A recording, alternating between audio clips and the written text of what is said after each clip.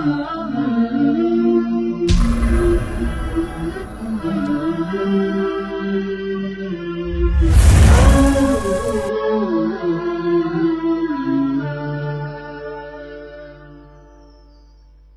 الحبيب المصطفى أنت الأمين يا خير خلق الله خير المرسلين يا من إله الكون قد أوحى له بالنور والإسلام والحق المبين أنت الحبيب المصطفى أنت الأمين يا خير خلق الله خير المرسلين أعوذ بالله السميع العليم من الشيطان الرجيم بسم الله الرحمن الرحيم إن الحمد لله نحمده ونستعينه ونستغفره ونعوذ بالله من شرور أنفسنا وسيئات أعمالنا من يهده الله فلا مضل له ومن يضلل فلا هادي له أما بعد Allahu subhanahu wa ta'ala ja drejtojmë të gjitha falenderimet.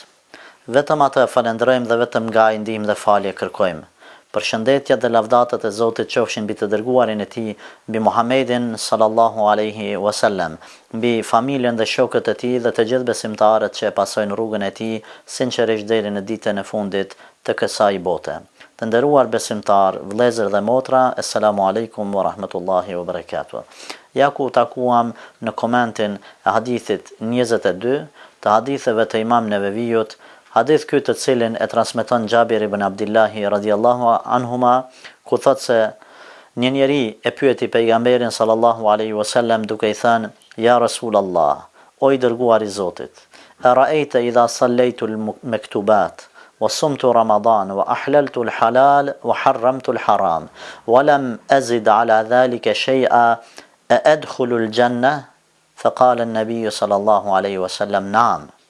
Thot, çfarë mendon nëse i fali namazet farze, e agjeroj Ramazanin, e lejoj halalin dhe ndaloj haramin, por nuk shtoj më shumë se kjo asgjë tjetër në fe, a do të hyjë në xhennet? E profeti sallallahu alaihi wasallam ja kthen duke i thënë po.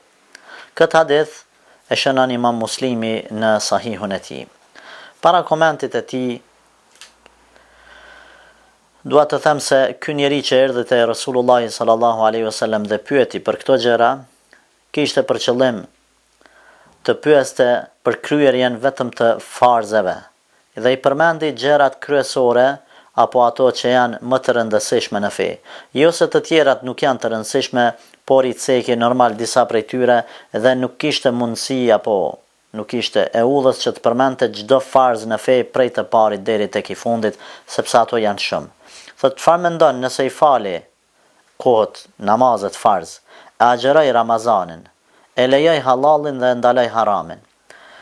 Ato që përmenda se nuk kish kohë me i përmend të gjitha, i përmblodhi të gjitha halalet dhe haramet, kryerjen e halaleve dhe largimin prej harameve, i përmblodhi në fjalën e tij e lejoj halalin dhe e ndaloj haramin.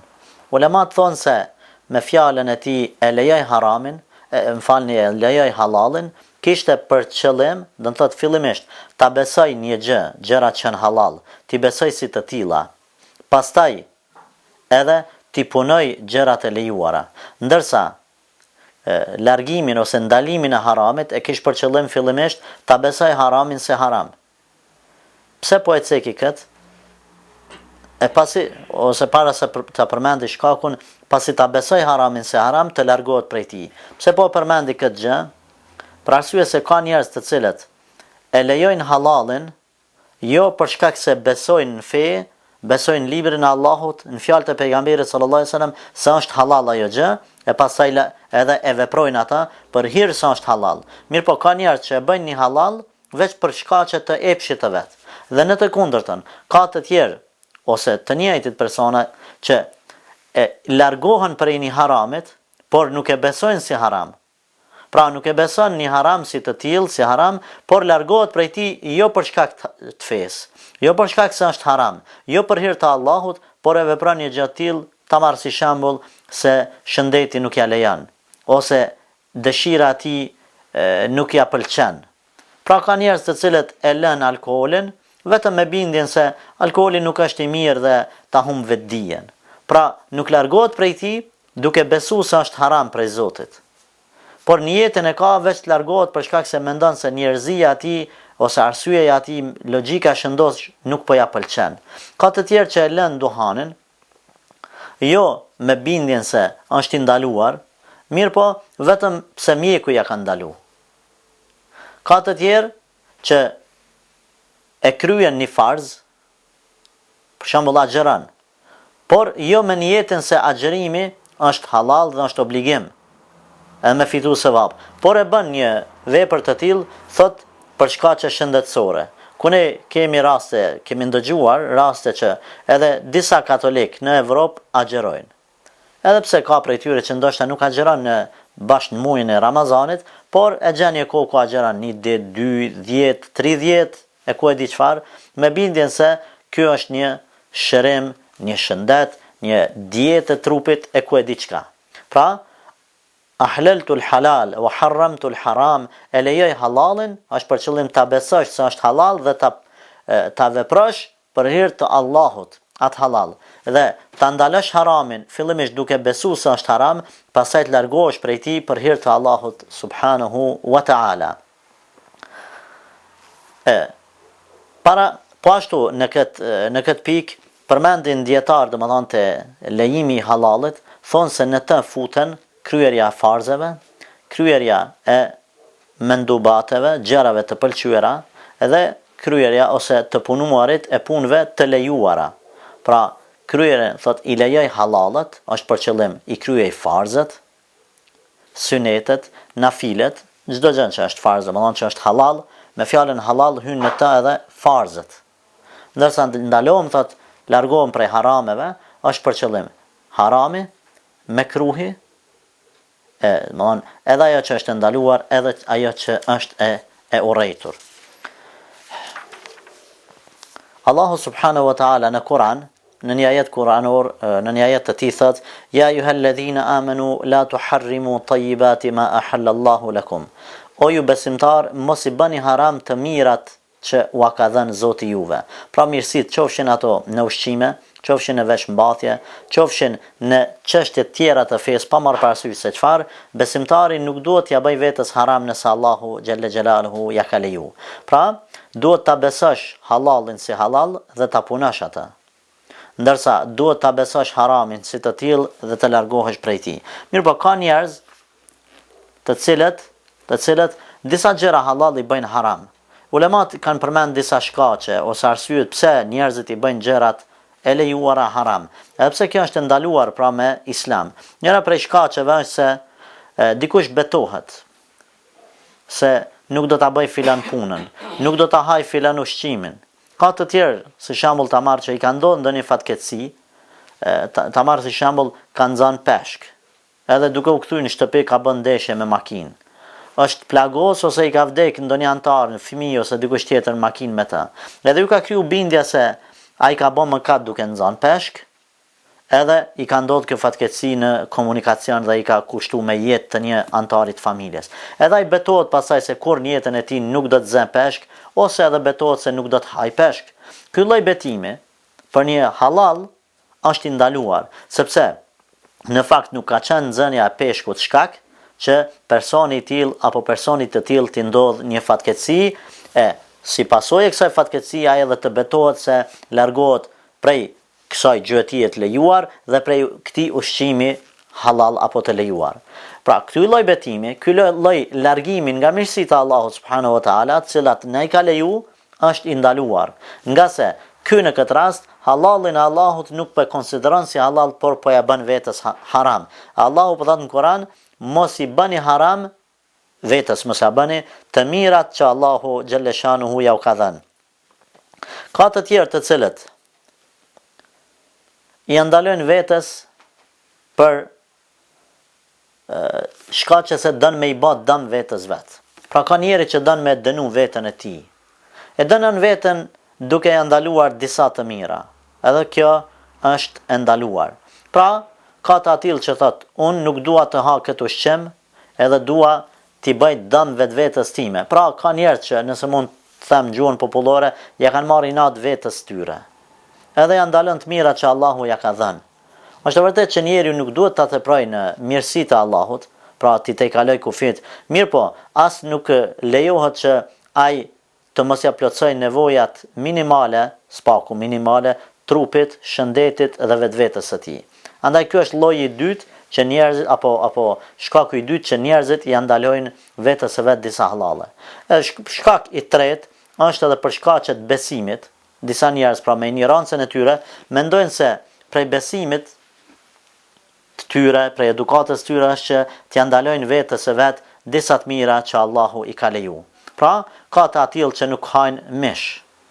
Kam fjalën mishin e lejuar, që Allahu e ka bërë halal për njerëzin përgjithësi për muslimanët në veçanti. Ka njerëz të cilët nuk pinë pije të caktuara, që Allahu xhalleshanuhu në përgjithësi do të thotë atë pije nëse e ka leju, atë nuk duhet t'ja bësh haram vetes tënde. Ky lloj i tretë është vërtet shumë i rrezikshëm. Pse? Nga se largimi pe këtyre mirësive të Allahut bëhet në emër të fesë. Lloji i parë dhe i dytë është po ashtu i rrezikshëm, por bëhet nga ignoranca, nuk bëhet në emër të fesë. Ndërsa ky i treti bëhet në emër të fesë, pra largohet nga disa hallale duke menduar se po e adhuron Allahun subhanahu wa taala me gjëra të tilla. Hadithi në përgjithësi që e përmendën në fillim, flet për kryerjen e farzeve dhe largimin prej harameve. Pra sikur ky person e pyeti pejgamberin sallallahu alaihi wasallam, ja Rasulullah, un po e di që feja ndahet në farze, në sunete, edhe në gjëra të pëlqyera ose nafile. Por çfarë mendon ti nëse unë e kryj farzet, halalet, dhe largohem prej harameve? A hyn xhenet me këtë? Atëherë pejgamberi sallallahu alaihi wasallam i tha po. Dhe ne kemi shumë argumente të ndryshme të fesë, qofshin ato ajete dhe hadithe, që neve na tregojnë, na japin të kuptojmë se kryerja e farzeve është shkak sebeb për të hyrë njeriu në xhenet. Pra njeriu nëse mjaftohet vetëm me farze, si në namaz, ashtu në agjerim, në zekat, në obligimet e tjera të fesë, në haxhe, ku e di çfarë, nëse kryen veç farzet, ai fillimisht e meriton xhenetin, normal nëse i largohet harameve e gjërave tjera të ndaluara. Por me kryen e farzeve dhe me largimin nga haramet, njeriu fiton xhenetin. Mirë po, njerëzit në Islam, për sa i përket adhurimeve, njerëzit ndahen në 3 grupe. Njerëz që kanë bërë zullum vetes vet. Lloji i parë më i rrezikshëm. Njerëz, pastaj lloji i dytë, ata që janë të drejtë me veten e tyre. Ulemat kanë komentuar, muqtasid në gjuhën arabe kanë komentuar se është për qëllim ai që i kryen farzat. Wasabiqun bil khairat, dhe lloji i tretë, ai më i miri, është ata të cilët kanë te i kalu, kanë ecë përpara me të mirat apo me punët e tyre. Kanë komentuar dietarët se ky lloj, ky grup i njerëzve janë ata të cilët i kryejnë farzet e pas farzeve i kryejnë edhe sunetet. Mirë po, kanë thënë se grupi ku Allah dhe i përmend në Kur'an, grupi që i ka bërë zullum vetvetes janë ashabu shimal, njerëzit e anës së majt, që Allahu xhalleshanu do t'i lënë në anën e majt. Normal fillimisht qafirët janë në anën e majt apo në drejtimin e xhehenamit, pastaj edhe disa mëkatar do të jenë në krahun e majt apo në vend qëndrimin në pjesën e majt të qëndrimit të tyre. Ndërsa krahu i djathtë janë ata njerëz të cilët i kanë kryer farzet, kurse ata që ecin përpara, grupi i parë që janë në fillim në krye të nëse mund të them të kolonës së njerëzve, janë ata të cilët i kanë kryer farzet edhe sunetet. Kështu, ta kuptojmë pra se kryerja e farzeve është parimisht shkak që të shpijen në xhenet ty ose çdo besimtar i cili kryen farzet. Por normal se ai e fiton xhenetin, por nuk mund t'i arrijë gradat më të larta të xhenetit me kryerjen vetëm të farzeve. Nga se edhe sunetet janë pjesë e fesë dhe kryerja e suneteve është shkak për të ngritur njeriu në grada dhe në shpërblimet e Allahu xhalle xhelaluhu në xhenetin e tij. Ka edhe hadithe të tjera, të cilat apo në të cilat pejgamberi sallallahu alaihi wasallam tregon se kryerja e farzeve kryerja e obligimeve kryesore apo parësore të fesë është shkak për të hyrë besimtari në xhenet me ndihmën e Allahu xhalla shanuhu. Në një hadith të saktë përmendet nga Abu Said al-Khudriu se Rasulullah sallallahu alaihi wasallam thotë: çdo besimtar i cili fal 5 kohë të namazit, agjeron Ramazanin, e jep zakatin dhe largohet nga 7 mëkatet e mëdha që janë shkatërruese për njeriun, vetëse i çelen dyert apo i hapen dyert e xhenetit edhe futet në të nga cilat derë të doj. Pastaj ka lexuar pejgamberi sallallahu alaihi wasallam ajetin në të cilin Allahu thot: in tajtanibu kaba'ira ma tunhauna an nukaffiru ankum sayyi'atikum. Që do të thot, nëse ju largoheni nga mëkatet e mëdha të cilat Allahu u ndalon, ne u afalim juve ato të tjerat, pra mëkatet e vogla. Andaj, ky është një prej haditheve që tregon se njeriu që i kryen farzat, i kryen shtyllat kryesore të Islamit, mund ta fitoj apo e fiton xhenetin. Po ashtu në një transmetim tjetër tek Imam Ahmedi dhe Nesaiu nga nga Abu Ayyub al-Ansariu radhiyallahu anhu, thuhet se pejgamberi sallallahu alaihi wasallam ka thënë: kush e adhuron Allahun dhe nuk i bën shok atij, e fal namazin, e jep zakatin dhe agjeron Ramazanin, po ashtu i largohet mëkateve të mëdha, atij thot i garantohet xheneti apo ai do të hyjë në xhenet. Pra, edhe këtu po përmenden obligimet kryesore të fesë islame.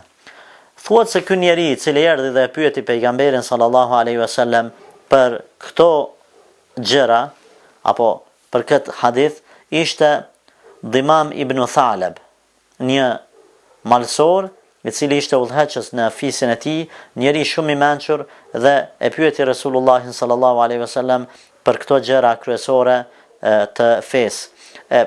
Pasi e pyeti, atëherë dhe pasi ju përgjigj pejgamberi sallallahu alaihi wasallam duke i thënë se po, në një transmetim tjetër i tha po do të hysh në xhenet, thuhet se ky sahabi radhiyallahu anhu i tha pejgamberit sallallahu alaihi wasallam: ja Rasulullah, inni la azidu ala dhalika wala anqusu minhu shay'a. O i dërguar, unë nuk do të shtoj në këtë gjë që të pyeta asgjë, por nuk do të mungoj prej saj asgjë. Pra do t'i kryej ashtu si më tregove ti. Do të mjafto me kryerjen e farzave, kryerjen e gjërave, kushteve kryesore të fesë, pra kryerjen e farzave, largimin nga haramet, nga gjunahet e mëdha. Atëherë pejgamberi sallallahu alaihi wasallam kur u nis apo kur u largua, u kthye prap ky person dhe mori një cop rrugë, sahabëve ju tha pejgamberi sallallahu alaihi wasallam: in sadaqa dakhala al-janna. Nëse e thot të vërtetën apo e mban fjalën, pra vërtet i kryen agjerimin, e fal namazin, e jep zakatin, edhe e lejon halalin dhe ndalon haramin, thot do të hyjë në xhenet nëse e mban fjalën. Kurse me një transmetim të saktë të shënuar tek Imam Buhariu dhe Muslimi, thot pejgamberi sallallahu alaihi wasallam: kush dëshiron që ta sheh një njeri prej banorëve të xhenetit, le ta shikoj këtë person. Pra pasi ai u largua dhe nuk e dëgjonte fjalën e pejgamberit sallallahu alaihi wasallam, e tha këtë Resulullahi alaihi salatu wasalam. Pra ishte traditë e pejgamberit sallallahu alaihi wasallam që të mos i bënte mendje mdhaj njerëzit, të mos i lavdëronte para syve të tij, të tyre, nga se është ndaluar me Islam që njeriu të lavdërohet para syve, se kjo gjë, pra lavdatat në prezencë, janë shkak për devijimin e njeriut, për mendje madhësi, për hyrje e vetvetes në qef. E kështu që në Islam është ndaluar ta lavdërosh njeriun para syve. Por pas u largua ky person, pejgamberi sallallahu alaihi wasallam i tha shokëve të tij sahabëve: nëse dëshironi ta shihni një njeri prej banorëve të xhenetit, domethënë që akoma nuk ka vdek, shikojeni kët burr. Po ashtu, kjo fjalë e pejgamberit sallallahu alaihi wasallam na jep të kuptojmë se Resulullahi i stimulonte sahabët radhiyallahu anhum duke ju dhënë shembuj të ndryshëm se si të vepranin edhe ata me kryerjen e obligimeve fetare. u përmend pak më herët në transmetimin e Ahmedit dhe të Nesaiut se ky sahabi i tha pejgamberit sallallahu alaihi wasallam, ja Rasulullah, wallahi la azidu ala dhalika wala anqusu minhu shay'a. O i dërguar i Zotit, pasha Allahu nuk do të shtoj nga kjo që të pyeta apo që më tregove ti, as nuk do të mungoj prej tyre asgjë. E pejgamberi megjithatë i tha, nëse e thot të vërtetën apo nëse e mban fjalën, do të jetë prej banorëve të xhenetit. Këto dikush mund ta keq kuptoj këtë gjë, duke menduar se ky sahabi do të mjaftohet vetëm me 3 gjëra. Fillimisht me faljen e namazit, e dyta me agjërimin e Ramazanit dhe e treta me lejimin e halalit dhe largimin prej haramit. Pra, dikush mendon se unë do t'i kryej këto 3 gjëra, edhe nuk do të bëj asnjë farz tjetër. Nuk do të jap zeqat, nuk do të shkoj në haxh, nuk do të ndalohem nga mëkatet e mëdha, nuk do ta lë gibetin, nuk do t'i kryej obligimet e tjera si ndaj familjes, ndaj vetvetes, ndaj Allahut, ndaj të tjerëve. Kështu nuk është qëllimi i këtij sahabiu fillimisht, dhe kështu nuk duhet ta kuptoj asnjë musliman, sepse një kuptim i gabuar i tillë njerëzit do t'i bënte dembel dhe do të mendonin se ta falësh namazin dhe ta agjërosh Ramazanin dhe ta besosh halalin se halal dhe haramin se haram mjafton. Kjo nuk është e vërtetë. Me që kash nuk mundesh me shku në xhenet. Po, janë prej punëve kryesore që i kërkon dini. Mirë po, edhe nuk janë çdo gjë në fe. Edhe nuk do të thotë se nuk ka obligime tjera në fe. Fjala e këtij sahabiu radhiyallahu anhum, o i dërguar i Zotit, nuk do të shtojnë pos këtyre asgjë tjetër, është për qëllim se pyeta për namazin farz. Do t'i fali farzët e nuk do të shtoj nafile namaz, është për qëllim. Pyeta për agjërimin, do ta kryej agjërimin e muajit Ramazanit e nuk do të shtoj agjërim tjetër. E nuk është për qëllim se nuk do të kryej farzë tjera. Jo, nuk do të shtoj në këto adhurime që i përmenda pak më herët. Nuk do të shtoj asgjë prej nafileve. Kjo është për qëllim. Ne jep të kuptojmë këtë që e përmendëm fillimisht gjuha arabe, ku për emri kthehet do të thotë te këto 3 pyetje. Edhe po ashtu argumentohemi për këtë që e tham, me faktin se ai kur tha do ta lejoj halalin dhe do ta ndaloj haramin, tham se kish për qëllim do t'i kryej farzët, do t'i kryej punët e pëlqyeshme edhe ato të lejuara, që nuk munda t'i përmendi që të gjitha, se tham se sikur të kish fillu me përmend do të bëhej referat, do të shkruhej roman, ai nuk do të ishte pyetje pastaj. Por e dim ne, sa herë kem thënë për ligjërata, se hadithet zakonisht pejgamberit sallallahu alaihi wasallam, fjalët e tij janë të shkurta, por kuptim plota. Por edhe sahabët radhiyallahu anhum, nga aftësitë që Allahu a kishte dhënë dhe nga gjuha e pasur arabe dhe mendja tyre e holl që ishte e këtij populli, ata pyetnin shkurt, por pyetjet e tyre kishin kuptim të madh. Andaj ky me fjalën do ta lejoj halalin, tham se do t'i kryej të gjitha farzët. Duke u mjaftuar me to. Fillimisht do ta besoj si farz, pastaj do t'i kryej. Dhe do ta ndaloj haramin, do të largohem nga çdo haram të cilin mund ta bëjë njeriu dhe të cilin e ka ndaluar Allahu subhanahu wa taala. Një fjalë e pejgamberit sallallahu alaihi wasallam që do ta përmendim, ne të kuptojmë se ato që thashun se nuk mjaftohet në fe vetëm me namaz edhe me agjërim, por duhet më shumë, është fjala e Resulullah sallallahu alaihi wasallam nga Abu Umame, i cili është hadith i sakt dhe shënon disa dietar për tyre Imam Ahmedi, Imam Tirmidhiu, Nesaiu e disa të tjerë, thotë pejgamberi sallallahu alaihi wasallam duke qenë hutbën e lamtomirësët të tij, o ju besimtar, apo o ju njerëz, friksojuni Allahut. Falni 5 kohët e namazit tuaj. Agjëroni muajin e shenjtë tuaj, pra Ramazanin. Jepeni zeqatin e pasurisë suaj. Respektojeni udhëhecin tuaj, do të hyni në xhenetin e Zotit tuaj. Kështu do të thotë është teksti i hadithit. që jep të kuptojmë se kërkohet më shumë. E në disa hadithe të tjera, pejgamberi sallallahu alajhi wasallam e kujzon për hyrjen në xhenet edhe disa punë të tjera. Pra, kur i mbledhim këto hadithet, shohim se në fe nuk hyhet apo në xhenet nuk hyhet vetëm me një punë apo me dy punë, por kërkohet më shumë. E fjala sahabijut e lejoj halalin dhe ndaloj haramin i përfshin të gjitha obligimet fetare dhe të gjitha ndalesat e Allahut apo të pejgamberit sallallahu alaihi wasallam. Kështu që arrim në përfundim se në xhenet njeriu mund të futet me kryerjen vetëm të farzave. Por shtimi i punëve nafile në adhurim është shkak për ngritjen e shkallëve në xhenet, për arritjen e gradave më të larta dhe për të bërë prej atyre njerëzve të cilët do t'ju prinë grupeve tjera në ditën e gjykimit, gjatë udhëtimit apo gjatë shkuarjes në xhenetin e Allahut subhanahu wa taala. Pra, kjo sa ka të bëjë apo çka ka të bëjë me farzet. Ndërsa pjesa tjetër, që ka të bëjë me largimin prej harameve, themi se është e vërtetë që njeriu me kryerjen e obligimeve fetare, kryerjen e farzeve, shkon në xhenet.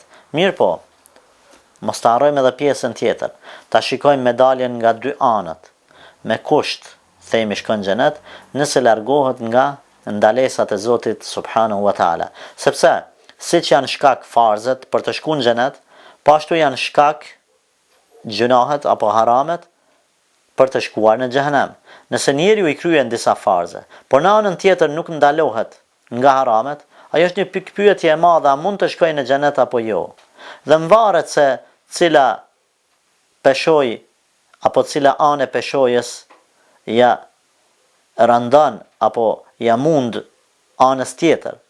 Nëse njeriu kryen farzet, kryen obligimet, por në anën tjetër edhe i punon të gjitha haramet, atëherë Allahu subhanahu wa taala do t'ja vendos të dyja punët, të dy llojet e punëve në peshoj, e cila ka krah, punë të mira në një anë dhe të këqijat në anën tjetër, e cila e peshon më tepër, atje edhe do ta dërgoj. Ku përmendin dietarët se nëse i peshon ana e punëve të këqija, atëherë Allahu subhanahu wa taala do të bëj njërin prej këtyre gjërave, ose do ta dënoj, do ta çojë në xhehenem me drejtsinë e tij, pra me drejtsinë e Allahut. Deri kur? Deri në momentin që e vuan dënimin e merituar dhe e meriton apo i lejohet kthimi, dalja prej xhehenemit dhe futja në xhenet. Pra, ose dënon me drejtsinë e tij, ose Allahu subhanahu wa taala ja fal ato mëkate, ja lehton peshojën e punëve të këqija, edhe kështu i peshojnë punët e mira dhe fillimisht apo duke mos e hiç në xhehenem, e çon direkte në xhenet. E nëse i peshojmë punët e mira, atëherë Allahu xhalla xhelaluhu këtë person do ta çojë në xhenet. Por ta kem parasysh faktin se nëse njeriu ka diçka prej punëve të këqija, ta marrë si shembull 30% të peshojës se ka me punë të këqija, 70% me të mira. Atëherë, në këtë përqindje që i ka punë të këqija, nëse ka punë të këqija që i ka bërë padrejtësi të tjerëve, pra ju ka hyrë hak të tjerëve, atëherë, edhe pse Allahu do ta çojë në xhenet, ky person do të ballafaqohet me njerëzit të cilëve ju ka bërë padrejtësi. Përveç nëse don Allahu xhelleshanu ta mëshiroj dhe të mos e ballafaqoj me njerëzit që ju ka bërë padrejtësi. E si ndodh kjo? Kjo ndodh duke e dërguar këtë në xhenet dhe Allahu duke u marrë me njerëzit që u është bërë padrejtësi atyre. Pra, e çon në xhenet këtë person me mëshirën e tij, nuk e ballafaqon me hasmit e vet. Por çfarë bën Allahu? Kur të kërkojnë ata të drejtat e tyre dhe marrin e hakut tyre, atëherë Allahu ju jep mirësi aq të mëdha sa ata mjaftohen pa u taku, dhe pa u gjyku ose pa u dënu ky person që ju ka bërë padrejtësi. Pra ky është lloji i dytë i njerëzve. E lloji i tretë, ditën e gjykimit janë ata njerëz të cilët kur t'ju vendosen punët në peshoj, do të mbesin baraz sa punët e mira, aq edhe punët e këqija. Pra do t'ju peshojnë njëjtë. Dhe sipas punëve, ai nuk e meriton fillimisht as xhenetin as xhehenemin. Atëherë, dietarët për këtë person kanë dhënë këtë mendim. bazuar normal në argumentet e tyre. Thonë, ose Allahu subhanahu wa taala personin e tillë e dënon fillimisht me drejtsinë e tij. Sa e dënon, aq sa ti peshojnë, sa ti fshihen disa mëkate e pastaj prap e rigjykon.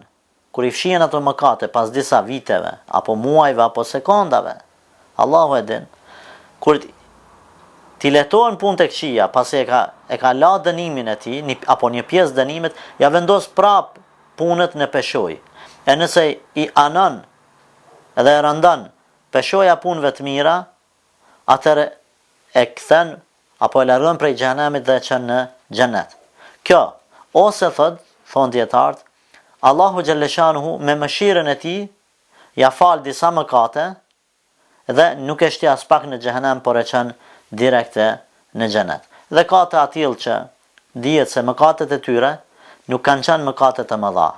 Pra, ky grup është i veçantë i njerëzve, që në të bëjnë pjesë profetët, pejgamberët, edhe vlijat e Allahu xhalleshanuhu, inshallah jemi edhe ne prej atyre që bëjmë pjesë në këtë grup, nëse mund ta quaj grupi i katërt, grupi më special.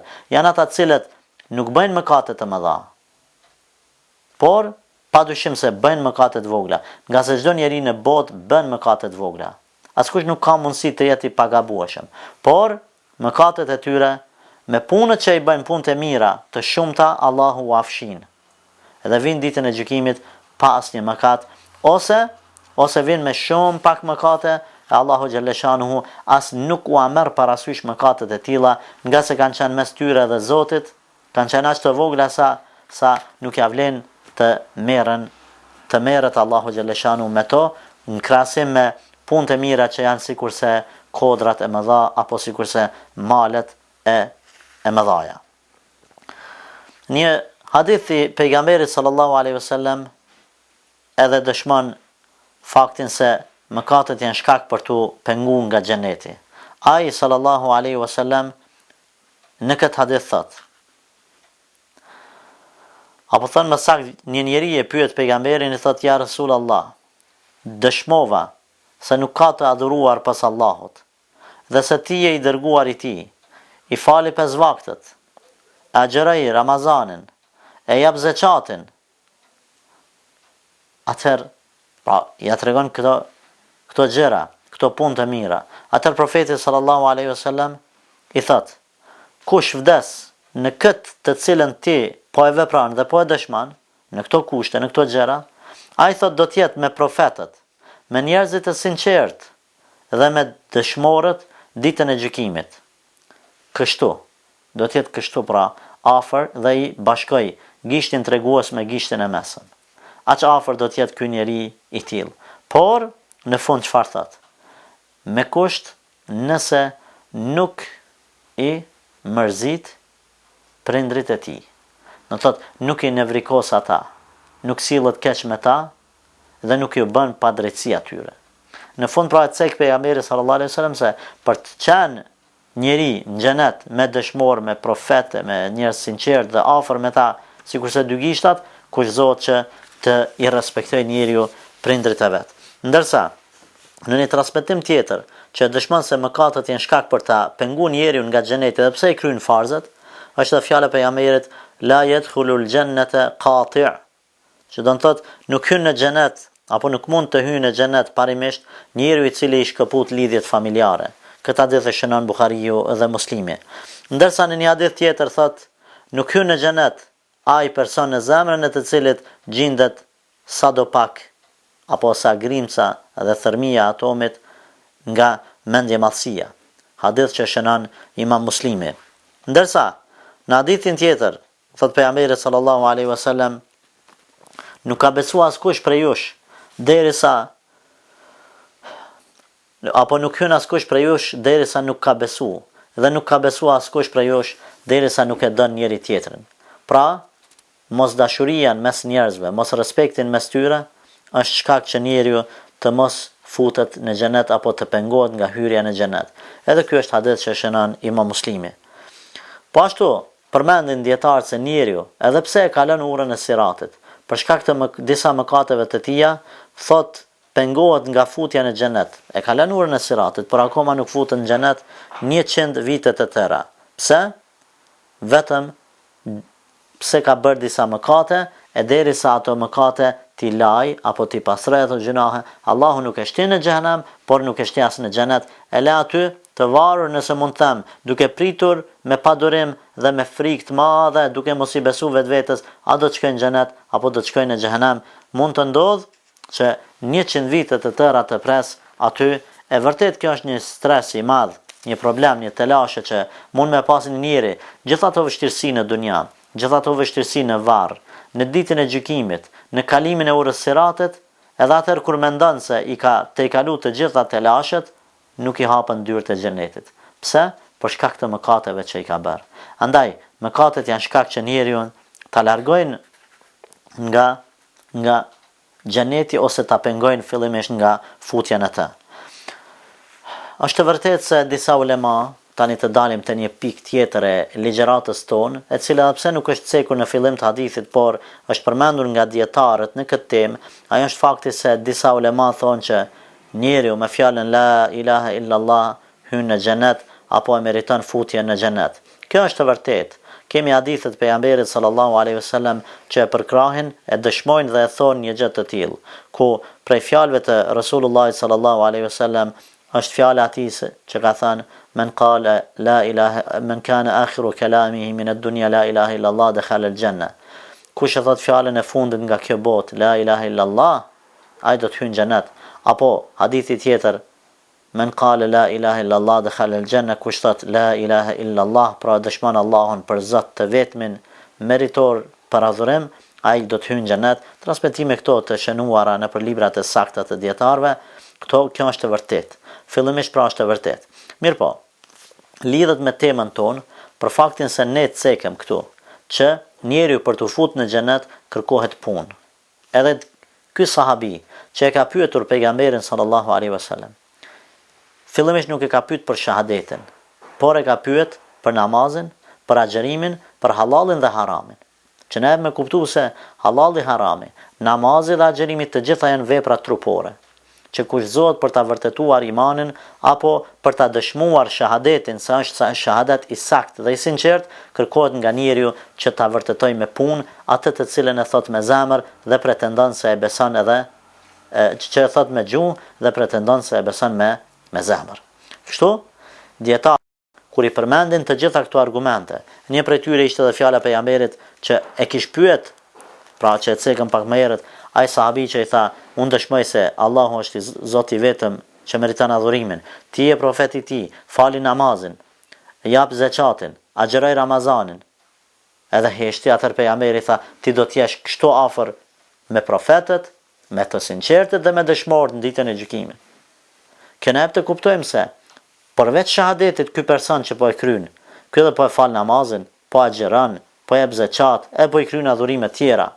Pra, nga të gjitha këto argumente, arrim në përfundim se përveç shahadetit besimtari që duhet ta thot atij për të futur në xhenet i kushtohet edhe kryerja e obligimeve. Përmendet nga shumë dietar, e njëri prej tyre është edhe Hasan al-Basriu, të cilit njërin nga nxënësit apo nga njerëzit e asaj kohe i tha, o dietar, o hoxh, çfarë mendon për njerin i cili thot la ilaha illallah, a do të hyjë në xhenet? Ai i tha, vërtet fjala la ilaha illallah është çelësi i xhenetit, por i tha, ku janë edhe mbajtësit ati çelësi? Apo e krahasoi, thënë më ndrysh, këtë fjalë, shahadetin, si një shtyllë kryesore të një tende, të një shatori.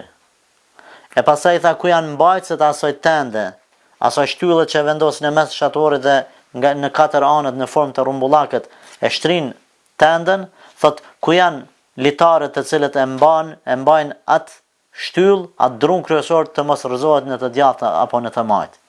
Pra, tha, është e vërtet që shahadeti është shtyllë kryesore, por ai ka nevojë për ta mbajtur me litar në të gjitha anët që të mos rrëzohet nga asnjë anë. Tha, pra ja tha këtë fjalë. Ndërsa në një transmetim tjetër nga Wahb ibn Munabbih thuhet se u pyet o hoxh, a është fjala la ilaha illallah çelësi i xhenetit? Ai tha po, por është një fjalë e cila ka nevojë, pra është një çelës i cili ka nevojë për dhëmbët e tij, dhëmbët e ndrequr sipas kërkesave të vrimës së derës në të cilën apo me të cilën qelet edhe dera e xhenetit. Ata i thanë se cilët janë këto dhëmbë të këtij çelësi, ai tha se janë kryerja e obligimeve fetare, kryerja e kushteve të islamit, atyre të imanit e me radhë. Pra, ne e dim se çdo derë e rëndësishme, çdo derë që ka vlerë, që ka pasuri brenda saj dhe e ruaj njerëzit, qofshin ato para, ari dhe argjend, atëherë mundohen që t'ja bëjnë çelësin sa më të fuqishëm, sa më të zorshëm për t'u kopju. I bëjnë sa më shumë dhëmbë edhe sa më të vështirë dhëmbët që të mos mundet të hap çdo kush atë derë. Pra kërkohet shumë teknologji, makineri të ndryshme, inxhinieri fenomenale për të arritë që t'i bësh kopje ato dhëmbë të atyre çelësave të koduara e ku e di çfarë që janë. Kështu, këta njerëz i ruajnë përmes tyre çelësave dhe dhëmbëve të çelësave, i ruajnë pasuritë e tyre, që i shohin si të rëndësishme, dhe kërkohet mundi madh nëse dëshiron që ta bën një çelës për tu fut deri tek pasuria e tillë. Edhe xheneti është një pasuri e Allahut, pasuri e madhe, që nuk mund të arrihet vetëm me një çelës i cili nuk ka dhëmbë. Nga se sikur të kish qenë ashtu, të gjithë njerëzit do të thonin la ilaha illallah Muhammed Rasulullah, një fjalë goje asgjë më tepër. Por kjo fjalë ka kushtet e saj. Njeriu, kem thënë edhe në ligjëratat e kaluara, se hyn në Islam me la ilaha illallah, por për të qëndruar në Islam, për të vazhduar besimi i tij, kërkohet nga ai që t'i kryejë edhe obligimet të cilat i sjell fjala la ilaha illallah, nga se të dëshmosh se Allah është i vetmi meritor për adhurim, nënkupton kjo që edhe t'ja ndëgjosh fjalët e Allahut, urdhrat e tij t'i kryesh, dhe të dëshmosh se Muhamedi sallallahu alaihi wasallam është rob dhe i dërguar i tij, nënkupton se fjalët e tija duhet të dëgjohen, të respektohen, se përndryshe xheneti nuk fitohet. Disa dietar fjalën e pejgamberit sallallahu alaihi wasallam që thamë se kush thot la ilaha illallah do të hyjë në xhenet, janë munduar që ta argumentojnë në forma tjera përveç kësaj ne që komentuam, duke thënë se këtë fjalë tha pejgamberi para se të bëheshin obligim farzet, namazi, zakati, agjërimi, haxhi etj. E disa të tjerë thanë se obligueshmëria e namazit, ajo e zakatit, e agjërimit dhe haxhit erdhi pak më vonë dhe e bëri të deroguar këtë rregull. Pra, këta deshtën të thonin se në fillim në Mekë pejgamberi thirrte vetëm në tauhid, në besim në një Allah, në një Zot. E pastaj dal nga dal u bën obligim farzet e Allahut apo urdhrat e Zotit xhelle xhelaluhu. Mirë po, është vërtet se mendimi më i saktë është ai se kjo ideologji, se kjo fjalë e pejgamberit u derogua me ardhjen e farzeve dhe obligueshmërinë e tyre, është pra fjalë jo e saktë, për faktin se këto hadithe që përmendën se njeriu me shahadet hyn në xhenet janë hadithe të vonshme, të cilat u cekën edhe në Medinë. Mirë po, mendimi më i saktë është ai se është vërtet që njeriu hyn me shahadet, mirë po shahadeti ka kushte. Ashtu që është njeriu e çel derën me çelës, por me kusht që çelësi t'i ketë dhëmbët e duhur për ta hap derën e tillë. Kështu edhe shahadeti ka kushtet e tij. Prej kushteve të tij është që ti kryesh të gjitha obligimet e këtij shahadeti, e këtij Zoti që ti po e pranon si meritor për adhurim. Dhe ti kryesh të gjitha obligimet të cilat ti obligon ky profet, të cilin ti po e pranon si të dërguar të Zotit. Po ashtu në një hadith tjetër plotësohet kjo fjalë e pejgamberit sallallahu alajhi wasallam me shtojcën e të cilën, pra hadith i sakt, në të cilën thot men kana akhiru kalamihi min ad-dunya la ilaha illa Allah dakhala al-janna, apo kush e thot, apo fjala kujt është e sinqert, fjala la ilaha illallah Muhammed Rasulullah, e sinqert, sadiqan min qalbihi, pra përmendet kjo shtojc, ai do ta fitojë xhenetin. Kush thot fjalën la ilaha illallah Muhammed Rasulullah me sinqeritet nga zemra e tij, ai e fiton xhenetin. Fjalë kjo apo shtojc kjo, e cila këtë këto mendime i bashkon në faktin se njerëzit për ta thënë shahadetin apo për ta fituar xhenetin me shahadet, kushtohet që ta bëjnë sinqerisht me zemrën e tyre. E dietar thonë për të qenë shahadeti me zemër i plot, atëherë duhet edhe t'i kryejnë obligimet që i kërkon ky shahadet. Nga se nuk mundesh me qenë i sinqert me pranu Allahun si Zot, e keni na mos mi kry farzet obligimet e tij. Thua unë jam shumë i sinqert, them la ilaha illallah, besoj Zotin që duhet, pejgamberin për profet. Jam shumë i sinqert, ama nuk e kryen asnjë obligim të Islamit, kjo nuk është sinqeritet. Kjo është munafiqllëk, kjo është dyftyrsi me Zotin xhalla xhelaluhu. Andaj ky është mendimi më i saktë i dietarëve, të cilët thonë, pra se shahadeti të çon xhenet vërtet. Mirë, po nëse thuhet me sinqeritet, me gjithë zemër dhe me besim dhe bindje dhe nënshtrim të plot ndaj Allahut, e prej sinqeritetit të njeriut, prej bindjes dhe nënshtrimit të plot, është edhe kryerja e obligimeve të Allahut. Nga se ai i cili thot shahadetin dhe nuk i kryen obligimet dhe kushtet e këtij shahadeti, atëherë ai njeri është dyftyrsh, është munafik dhe nuk konsiderohet prej njerëzve të sinqert dhe fjala shahadeti i tij nuk shkruhet te Allahu askund. Pra konsiderohet si fjalë rreme, fjalë një dyftyrshi, të cilën Allahu xhalla xhelalu nuk e pranon nga njeriu i tillë. Pra ky do të ishte një komentim i shkurtër i kësaj apo i këtij hadithi dhe i kësaj meseleje, pra faktit se njeriu duke i kryer farzet futet në xhenet. Largimi nga haramet e fut në xhenet. Por nëse i shton edhe sunetet dhe nafilet, atij rritën gradat në xhenetin e Allahut azza wa xal. Po ashtu tham se kryerja e farzeve vërtet e shtin njeriu në xhenet, por me kusht që të largohet prej harameve. Ndërsa kryerja e farzeve në një anë dhe e harameve në anën tjetër mund të jetë shkak që këto harame ta ndalojnë njeriu nga